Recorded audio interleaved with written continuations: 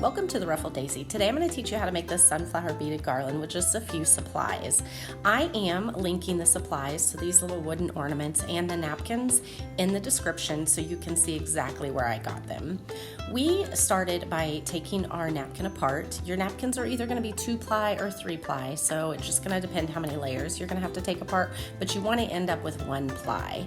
Now we're just taking some Mod Podge and we are putting it on our napkin, and then we're going to put another layer of Mod Podge over the top, and then we're going to sand the edges off so that it gives it a really clean, crisp look at the end.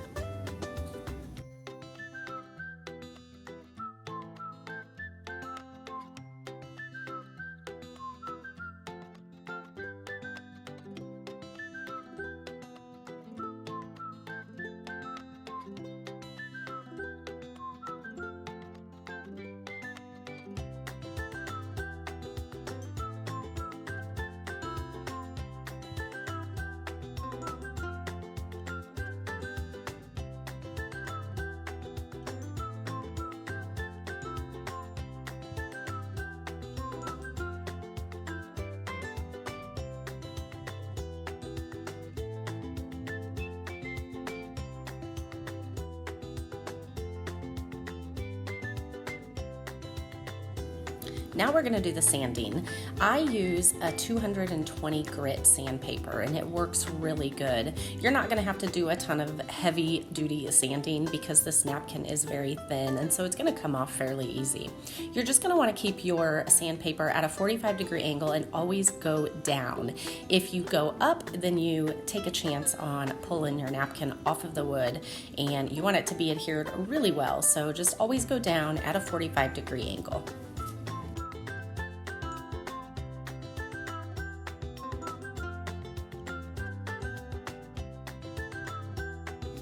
Next, we're taking some twine, and I am tying the ornament to my twine, and we left the twine a good, I don't know, probably about 18 inches long, and now we are simply threading wooden beads on it. I did a variety of wooden beads, anywhere from 14 to 20 millimeter.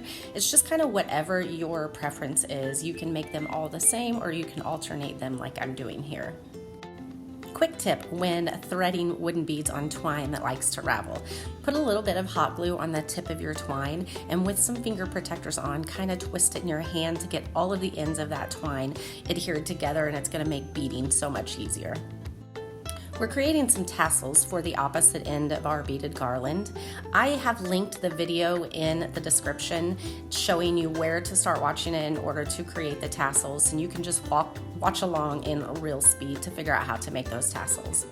You can tell here that I'm still doing Mod Podge again, and this is because once I had the first side done, I really thought I needed the other side to be have the sunflower too, making it double-sided. Just that way, if you're hanging it, you're really not even going to have to worry about what the front is or the back is if they look the same.